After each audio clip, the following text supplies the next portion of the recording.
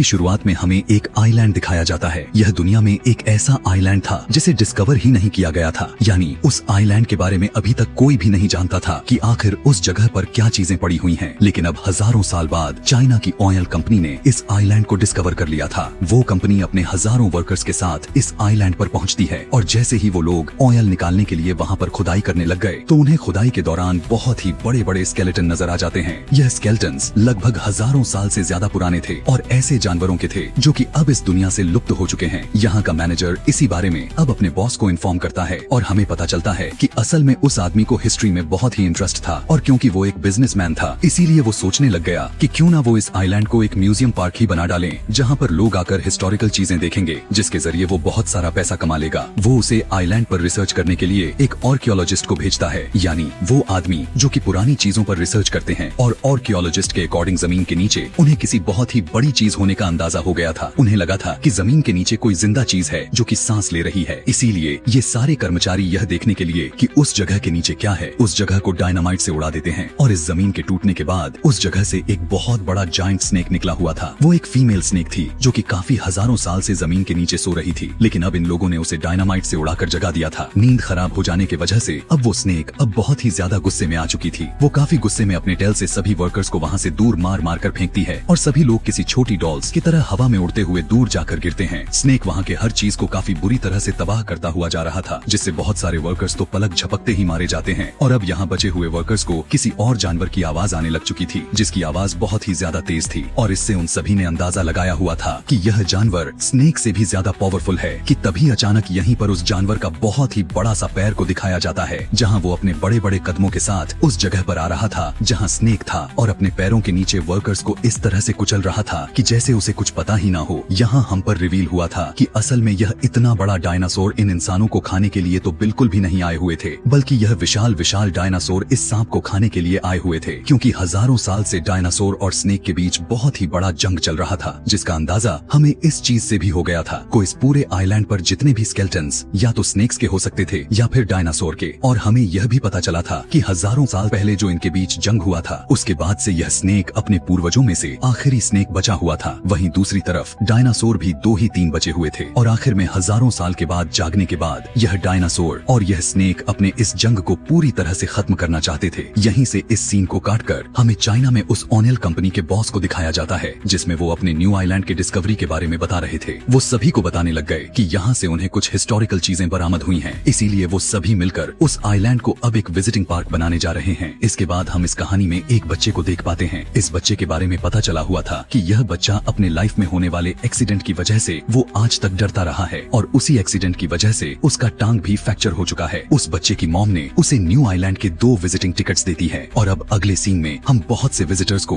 उस आइलैंड की तरफ जाते हुए देख पाते हैं। उन्हीं विजिटर्स के साथ उसी बस के अंदर उस आइलैंड के मालिक यानी ओनियल कंपनी के बॉस भी था कि तभी रास्ते में ही काई के विंडो से एक कौवा टकरा जाता है, जो कि दिखने में बहुत ही बड़ा था और उसके साथ साथ सभी लोग भी उन क्रॉस को देखकर डर गए थे, जबकि वो पहला वाला क्रो विंडो के टक्कर की वजह से मर चुका था। और काई जब बाहर देखा तो उसे पहाड़ी पर चढ़ते हुए वही बड़ा सा जायंट स्नेक नजर आ जाता है, लेकिन वो इतना ज्यादा बड़ा था कि काई को कुछ समझ में ही नहीं आई हुई थी कि आखिर वो क्या चीज है। और उसी दौरान बस के ड्राइवर को बड़े बड़े 2 पत्थर आसमान से उस बस की तरह उड़कर आते हुए नजर आते हैं, जिससे बचने के लिए ड्राइवर को दूसरी साइड पर बस को टर्न कर लेता है, जिसकी वजह से अब उनकी बस जंगल में चली गई थी और आउट ऑफ कंट्रोल होने की वजह से उसकी बस एक पेड़ से टकराकर रुक गया, जिसके बाद जल्दबाजी में सारे के सारे विजिटर्स अब उस बस से निकलने लग जाते हैं।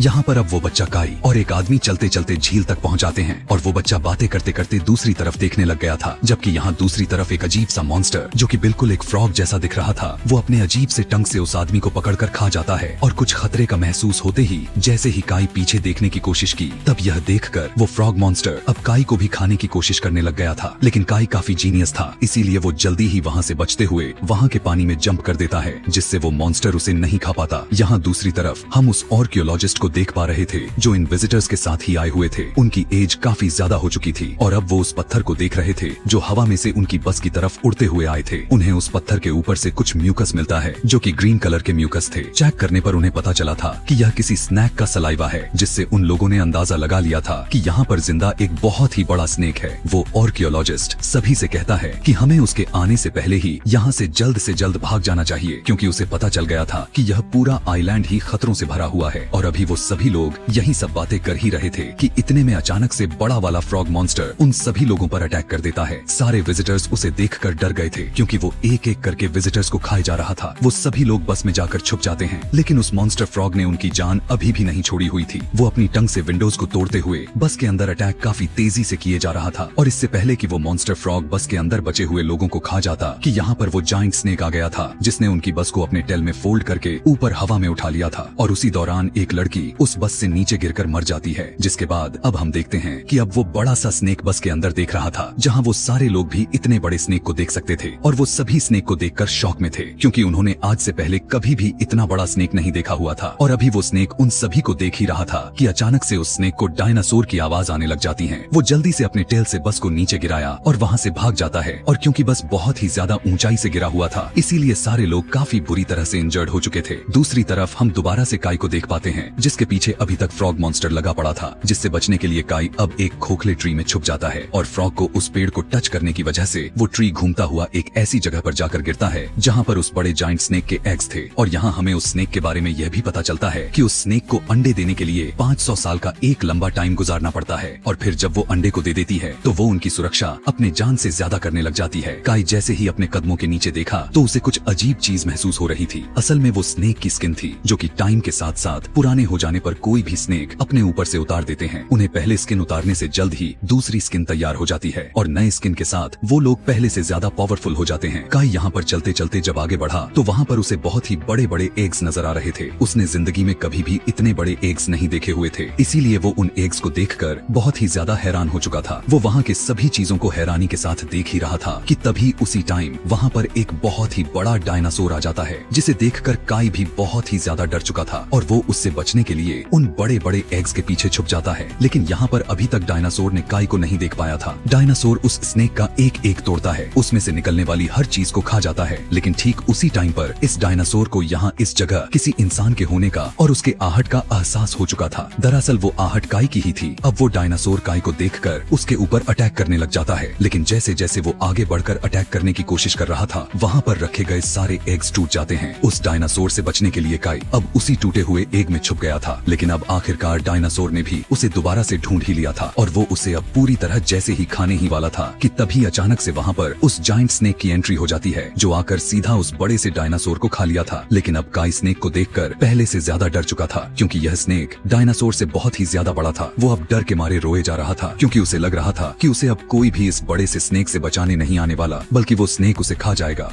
देखने को मिला कि यहाँ पर स्नेक तो ऐसा कुछ भी नहीं किया हुआ था, बल्कि वो तो अपने टूटे हुए एग्स को देखे जा रहा था, जिसमें से अब एक बेबी स्नेक निकला हुआ था। लेकिन वो बेबी स्नेक कुछ ही देर तक जिंदा रह पाया था और वो वहीं पर मर गया। यह देखने के बाद तो जाइंट स्नेक को बहुत ही ज्यादा दुख हुआ और वो अब काफी जोर जोर से रोने लग गया था। इसी चीज का फायदा उठाते हुए काई वहाँ से भाग जाता है। काई वहाँ से भागकर अब जंगल के बीच आ चुका था, जहाँ पर रास्ते में उसे बहुत से जानवरों के हड्डियां मिले जा रही थी, जिसे देखकर वो काफी ज्यादा डर गया था। आगे आने पर उसका सामना ऐसे बड़े बड़े प्लांट्स से हुआ जो फूड्स के तौर पर एनिमल्स को खा जाया करते थे। जैसे ही वो प्लांट्स काई को खाने वाले ही थे, लेकिन किसी तरह से काई अपनी जान उनसे छुड़ा लेता है, मगर वो वहाँ से बचकर भाग नहीं पाया था, बल्कि वहीं पर गिर गया था। और अब वो सारे प्लांट्स एकजुट होकर काई को खाने ही वाले थे कि यहाँ उसे बचाने के लिए जाइंट स्नेक आ जाता है। लेकिन बचाते बचाते स्नेक के बॉडी के अंदर उन प्लांट्स का एक पार्ट्स स्टैब हो चुका था, जिसकी वजह से उसे बहुत ही पेन हो रहा था। और अब वो काई के सामने आकर उसे निकालने की कोशिश कर रहा था, मगर स्नेक उस पार्ट्स को निकालने में नाकाम हो जा रहा था। यह देखने के बाद काई अब एक प्लांट्स की रोप को लेकर आया, उसी लकड़ी के साथ बांध दिया जो स्नेक के अंदर स्टैब हुआ था। उसके ऐसा करते ही स्नेक अपने बॉडी को